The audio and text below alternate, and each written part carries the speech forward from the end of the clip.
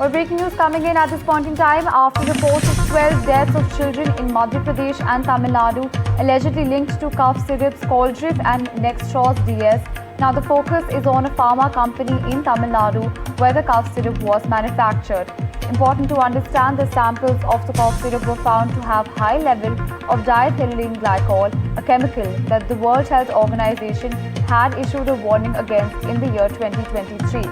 In fact, from the 1st of October, the Tamil Nadu government banned the sale of cough syrup Caldrol and ordered its removal from the market.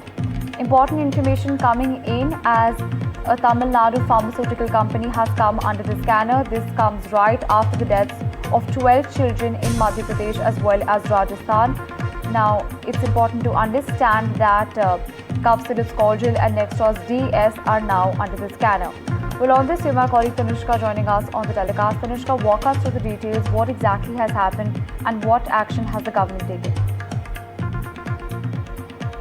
We have been given to understand from the Health Ministry that the CDSCO, that is our Central Drug Regulator, collected 6 samples from Chhindwara in Madhya Pradesh, and all of these tested free of diethylene glycol and ethylene glycol. However, on the request of the Madhya Pradesh government, the Tamil Nadu FDA, the Food and Drug Administrator, collected samples of Coldrip directly from the manufacturing site which is present in Kanchipuram, and it is from these samples that the Tamil Nadu FDA found, as per information shared just October 3rd night, that contamination was revealed of diethylene glycol above permissible safety limits in the samples found at the manufacturing unit itself. Now, of course, what is concerning is that this Coldrip syrup from this manufacturing unit, how many states has it gone to, and who all are consuming it at this point.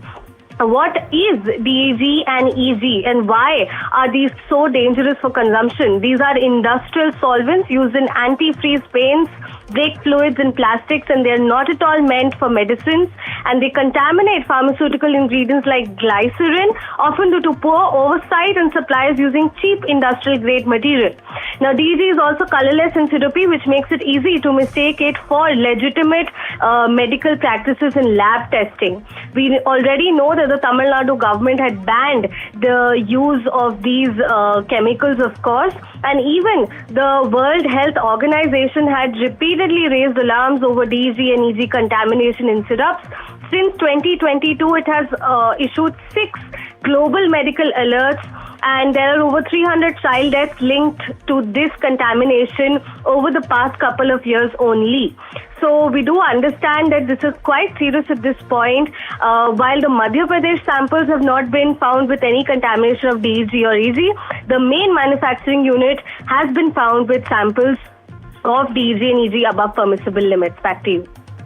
Right, absolutely, Tanushka. Important information that you've given us at this point in time. It's important for viewers to know this information, of course, because this can have direct implications on their health.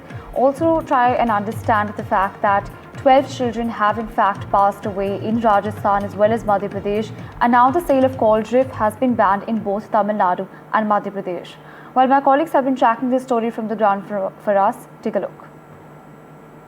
भले ही lab report में केसन pharma को clean chit दी गई हो, लेकिन अब भी ये प्रकरण सवालों के घेरे में है।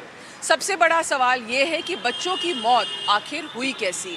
सरकार कहती है कि 3 बच्चों की जो मौतें हुई हैं उसमें सिर्फ सीकर वाले बच्चे को ही ये दवा प्रिस्क्रिप्शन में लिखी गई थी, लेकिन भरतपुर में जब एनडीटीवी की टीम पहुंची तो वहां पर बच्चों के परिवार वालों ने वो शीशियां दिखाई जो वो स्वास्थ्य केंद्र से लेकर आए थे। दूसरा बड़ा सवाल ये है कि क्या फार्मा कंपनीज के लिए मापदंड बदल के उन्हें फ़ायदा पहुंचाने की कवायद की गई, और तीसरा सवाल ये है कि क्यों भाजपा नेता राजेंद्र राठौड़ खुद अपनी सरकार पर सवाल उठा रहे हैं। राठौड़ साहब, क्यों जब सरकार आपकी है तो ये ट्वीट या एक्स पे आपकी जो पोस्ट है क्यों करनी पड़ी आपको? देखिए, मैं 8 साल तक इस विभाग का मंत्री रहा हूँ।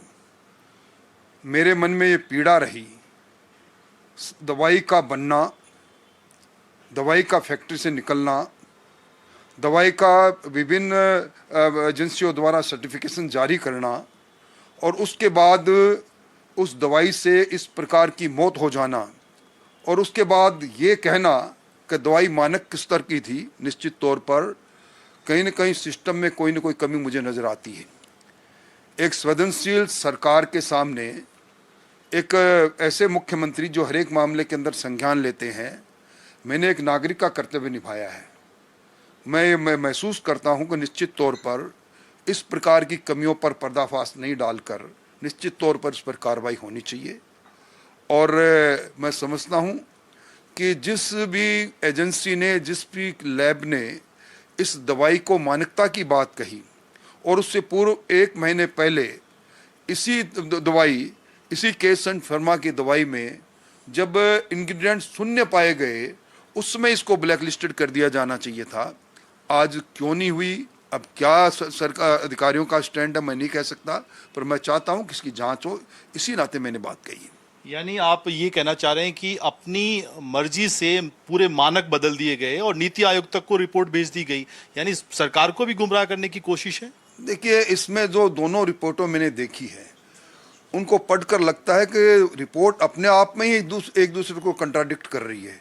इसलिए कहीं ना कहीं बहुत बड़ी आवश्यकता इस बात की है कि लोगों के जीवन से जुड़े हुए इस सवाल पर निश्चित तौर पर गंभीरता से इसकी जांच होनी चाहिए।